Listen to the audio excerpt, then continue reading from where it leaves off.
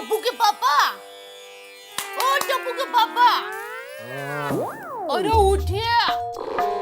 पशु पक्षी कब के अपने घोंसले में से उठ के काम धंधे पे चले गए हैं।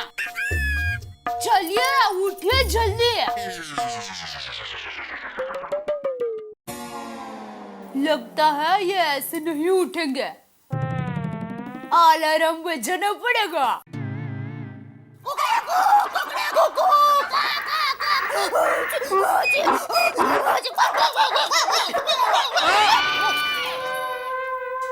सब पशु पक्षी वापस आ गया काम धंधे से? अरे नहीं, वो तो मैं बोल रही थी।